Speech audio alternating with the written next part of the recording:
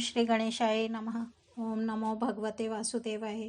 श्रीमद् भागवत में दशम स्कंद 54वां अध्याय प्रारंभ करते हैं। शिशुपाल के साथी राजाओं की और रुक्मी की हार तथा श्री कृष्ण रुक्मणी विवाह। श्री सुखदेव जी कहते हैं, परीक्षित, इस प्रकार कह सुनकर सबके सब राजा क्रोध से आग बबूला हो उठे और कवच पहनकर अपने अपने वाहनों पर सवार हो गए। अपनी अपनी सेना के साथ सब धनुष ले लेकर भगवान श्री कृष्ण के पीछे दौड़े। राजन, जब यदुवंशियों के सेनापतियों ने देखा कि शत्रुदल हम पर चढ़ा आ रहा है, तब उन्होंने भी अपने अपने धनुष का टंकार किया और घूमकर उनके सामने डट गए। जरासंध की सेना के लोग कोई घोड़े पर, कोई हाथी पर तो कोई रथ पर चढ़े हुए थे। वे सभी धनुर्वेद के बड़े मर्मज्ञ थे। वे यदुवंशियों पर इस प्रकार बाणों की वर्षा करने लगे मानो दल के दल बादल पहाड़ों पर मूसलाधार पानी बरसा रहे हों। परम सुंदरी रुक्मणी जी ने देखा कि उनके पति श्री कृष्ण की सेना बाण वर्षा से ढक गई है।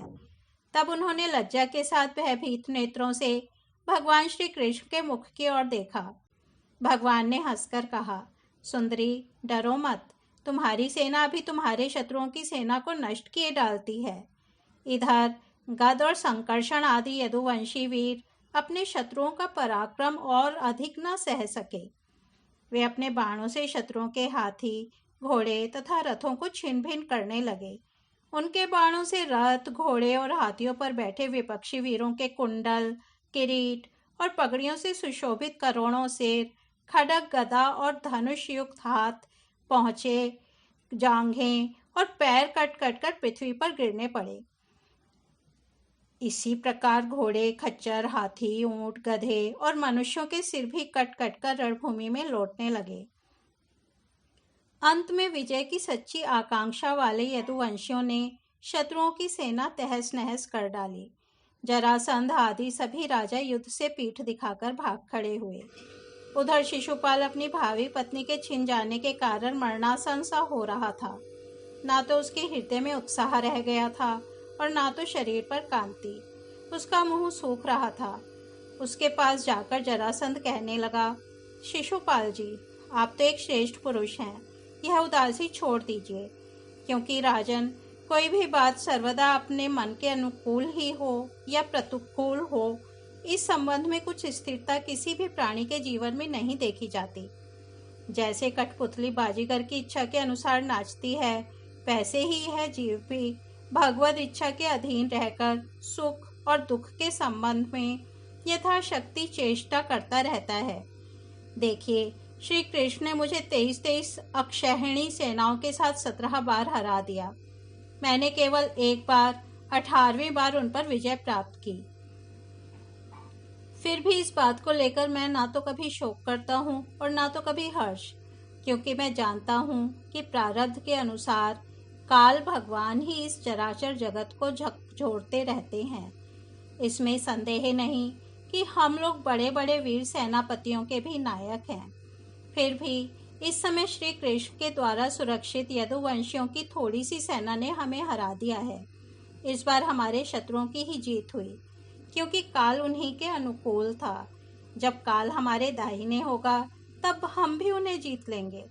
परीक्षित, जब मित्रों ने इस प्रकार समझाया, तब चेदी राज शिशुपाल अपने अनुयायियों के साथ अपनी राजधानी को लौट गया और उसके मित्र राजा भी, जो मरने से बचे थे, अपने अपने नगरों को चले गए।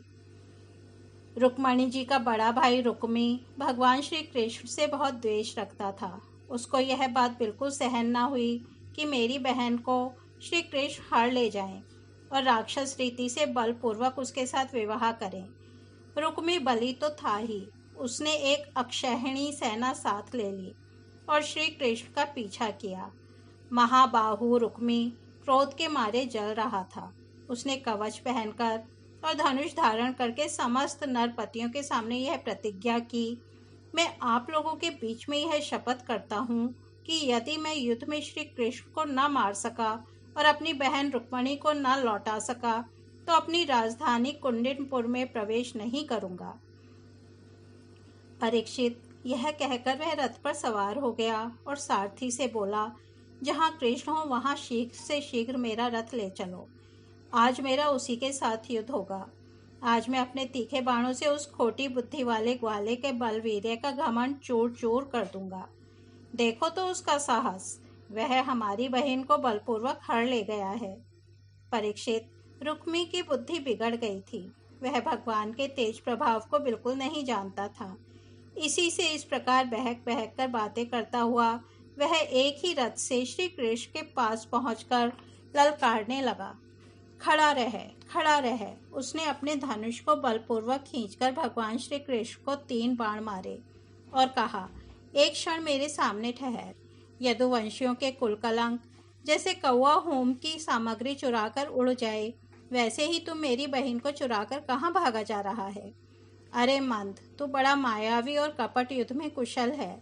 आज मैं तेरा सारा गर्व खर्च किए डालता हूँ। देख, जब तक मेरे बाण तुझे धरती पर सुला नहीं देते, उसके पहले ही इस बच्ची को छोड़कर भाग जा। रुक्मी की बात सुनकर भगवान श्री कृष्ण मुस्कुराने लगे। उन्होंने उसका धनुष काट डाला और उस पर 6 बाण छोड़े। साथ ही भगवान श्री कृष्ण ने 8 बाण उसके 4 घोड़ों पर और 2 सारथी पर छोड़े और 3 बाणों से उसके रथ की ध्वजा को काट डाला। तब रुक्मी ने दूसरा धनुष उठाया और भगवान श्री कृष्ण को 5 बाण मारे। उन बाणों के लगने पर उन्होंने उसका वह धनुष भी काट डाला। रुक्मी ने इसके बाद एक और धनुष लिया, परंतु हाथ में लेते ही लेते अविनाशी अच्युत ने उसे भी काट डाला। इस प्रकार रुक्मी ने परिघ, पट्टिश, शूल, ढाल, तलवार, शक्ति और तोमर जितने अस्त्र शस्त्र उठाए, उन सभी को भगवान ने प्रहार करने से पहले ही काट डाला। अब रुक्मी क्रोधवश हाथ में तलवार लेकर भगवान श्री कृष्ण को मार डालने की इच्छा से रथ से कूद पड़ा और इस प्रकार उनकी ओर झपटा जैसे पतंगा आग की ओर लपकता है। जब भगवान ने देखा कि रुक्मी मुझ पर चोट करना चाहता है, तब उन्होंने अपने बाणों से उसकी ढाल तलवार को तिल तिल करके काट दिया और उसको मार डालने के लिए हाथ में तीखी तलवार निकाल ली।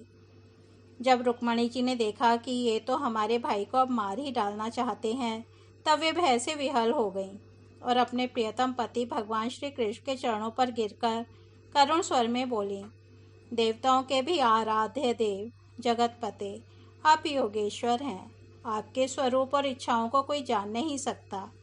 आप परम बलवान हैं, परंतु कल्याण स्वरूप भी तो हैं। प्रभो, मेरे भैया को मारना आपके योग्य काम नहीं है।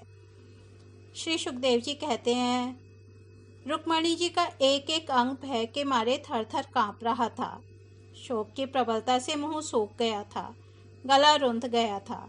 आतुरतावश सोने का हार गले से गिर पड़ा था और इसी अवस्था में वे भगवान के चरण कमल पकड़े हुए थीं। परम दयालु भगवान उन्हें भयभीत देखकर करुणा से द्रवित हो गए। उन्होंने रुक्मी को मार डालने का विचार छोड़ दिया। फिर भी रुक्मी उनके अनिष्ट की चेष्टा से विमुख न हुआ। तब भगवान श्री कृष्ण ने उसको उसी के दुपट्टे से बांध दिया और उसकी दाढ़ी, मूछ तथा केश कई जगह से मूंढकर उसे कुरूप बना दिया।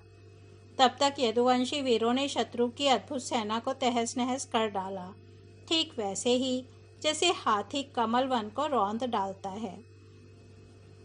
फिर वे लोग उधर से लौटकर श्री कृष्ण के पास आए तो देखा कि रुक्मी दुपट्टे से बंधा हुआ अधमरी अवस्था में पड़ा हुआ है। उसे देखकर सर्वशक्तिमान भगवान बलराम जी को बड़ी दया आई और उन्होंने उसके बंधन खोलकर उसे छोड़ दिया तथा श्री कृष्ण से कहा, कृष्ण, तुमने यह अच्छा नहीं किया। यह निंदित कार्य हम लोगों के योग्य नहीं है। अपने संबंधी की दाढ़ी मूछ मूंढकर उसे कुरूप कर देना, यह तो एक प्रकार का वध ही है। इसके बाद बलराम जी ने रुक्मणी जी को संबोधन करके कहा, साध्वी, तुम्हारे भाई का रूप विकृत कर दिया गया है। यह सोचकर हम लोगों से बुरा ना मानना, क्योंकि जीव को सुख दुख देने वाला कोई दूसरा नहीं है। उसे तो अपने ही कर्म का फल भोगना पड़ता है। अब श्री कृष्ण से बोले, कृष्ण, यदि अपना सगा संबंधी वध करने योग्य अपराध करे तो भी अपने ही संबंधियों के द्वारा उसका मारा जाना उचित नहीं है। उसे छोड़ देना चाहिए। वह तो अपने अपराध से ही मर चुका है। मरे हुए को फिर क्या मारना। फिर रुक्मणी जी से बोले, साध्वी, ब्रह्मा जी ने क्षत्रियों का धर्म ही ऐसा बना दिया है कि सगा भाई भी अपने भाई को मार डालता है। इसलिए यह शास्त्रधर्म अत्यंत घोर है। इसके बाद श्री कृष्ण से बोले, भाई कृष्ण, यह ठीक है कि जो लोग धन के नशे में अंधे हो रहे हैं और अभिमानी हैं, वे राज्य, पृथ्वी, पैसा, स्त्री, मान, तेज अथवा किसी और कारण से अपने बंधुओं का भी तिरस्कार कर दिया करते हैं। अब वे रुक्मणी जी से बोले, साध्वी, तुम्हारे भाई बंधु समस्त प्राणियों के प्रति दुर्भाव रखते हैं। हमने उनके मंगल के लिए ही उनके प्रति दंड विधान किया है। उसे तुम अज्ञानियों की भांति अमंगल मान रही हो। यह तुम्हारी बुद्धि की विषमता है। देवी, जो लोग भगवान की माया से मोहित होकर देह को ही आत्मा मान बैठते हैं, उन्हीं को ऐसा आत्ममोह होता है कि यह मित्र है, यह शत्रु है और यह उदासीन है। समस्त देहधारियों की आत्मा एक ही है और कार्य कारण से माया से उसका कोई संबंध नहीं है। जल और घड़ा आदि उपाधियों के भेद से जैसे सूर्य, चंद्रमा आदि प्रकाश युक्त पदार्थ और आकाश भिन्न भिन्न मालूम पड़ते हैं, परंतु हैं एक ही, वैसे ही मूर्ख लोग शरीर के भेद से आत्मा का भेद मानते हैं। यह शरीर आदि और अंत वाला है। पंचभूत, पंच प्राण, तन्मात्रा और त्रिगुण ही इसका स्वरूप है। आत्मा में उसके अज्ञान से ही इसकी कल्पना हुई है और वह कल्पित शरीर ही जो उसे मैं समझता है, उसको जन्म मृत्यु के चक्कर में ले जाता है। साध्वी, नेत्र और रूप दोनों ही सूर्य के द्वारा प्रकाशित होते हैं। सूर्य ही उनका कारण है। इसलिए सूर्य के साथ नेत्र और रूप का ना तो कभी वियोग होता है, न संयोग। इसी प्रकार समस्त संसार की सत्ता आत्मसत्ता के कारण जान पड़ती है। समस्त संसार का प्रकाशक आत्मा ही है। फिर आत्मा के साथ दूसरे असत पदार्थों का संयोग या वियोग हो ही कैसे सकता है। जन्म लेना, रहना, बढ़ना, बदलना, घटना और मरना, ये सारे विकार शरीर के ही होते हैं, आत्मा के नहीं। जैसे कृष्ण पक्ष में कलाओं का ही क्षय होता है, चंद्रमा का नहीं, परंतु अमावस्या के दिन व्यवहार में लोग चंद्रमा का ही क्षय हुआ कहते सुनते हैं। वैसे ही जन्म मृत्यु आदि सारे विकार शरीर के ही होते हैं, परंतु लोग उसे भ्रमवश अपने आत्मा का मान लेते हैं। जैसे सोया हुआ पुरुष किसी पदार्थ के न होने पर भी स्वप्न में भोक्ता, भोग्य और भोग रूप फलों का अनुभव करता है, उसी प्रकार अज्ञानी लोग झूठ मूठ संसार चक्र का अनुभव करते हैं। इसलिए साध्वी, अज्ञान के कारण होने वाले इस शोक को त्याग दो। यह शोक अंतःकरण को मुरझा देता है, मोहित कर देता है। इसलिए इसे छोड़कर तुम अपने स्वरूप में स्थित हो जाओ। श्री सुखदेव जी कहते हैं, परीक्षित, जब बलराम जी ने इस प्रकार समझाया, तब परम सुंदरी रुक्मणी जी ने अपने मन का मैल मिटाकर विवेक बुद्धि से उसका समाधान किया। रुक्मी की सेना और उसके तेज का नाश हो चुका था, केवल प्राण बच रहे थे। उसके चित्त की सारी आशा अभिलाषाएं व्यर्थ हो चुकी थीं और शत्रुओं ने अपमानित करके उसे छोड़ दिया था। उसे अपने विरूप किए जाने की कष्टदायक स्मृति भूल नहीं पाती थी। अतः उसने अपने रहने के लिए भोजकट नाम की एक बहुत बड़ी नगरी बसाई। उसने पहले ही यह प्रतिज्ञा कर ली थी कि दुर्बुद्धि कृष्ण को मारे बिना और अपनी छोटी बहन को लौटाए बिना मैं कुंडिनपुर में प्रवेश नहीं करूँगा। इसलिए क्रोध करके वह वहीं रहने लगा। परीक्षित, भगवान श्री कृष्ण ने इस प्रकार सब राजाओं को जीत लिया और विदर्भ राजकुमारी रुक्मणी जी को द्वारका में लाकर उनका विधि पूर्वक पाणी ग्रहण किया। हे राजन, उस समय द्वारकापुरी में घर घर बड़ा ही उत्सव मनाया जाने लगा। क्यों ना हो, वहाँ के सभी लोगों का यदुपति श्री कृष्ण के प्रति अनन्य प्रेम जो था।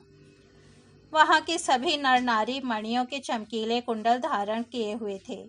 उन्होंने आनंद से भरकर चित्र विचित्र वस्त्र पहने, दूल्हा और दुल्हन को अनेकों भेंट की सामग्रियां उपहार में दी।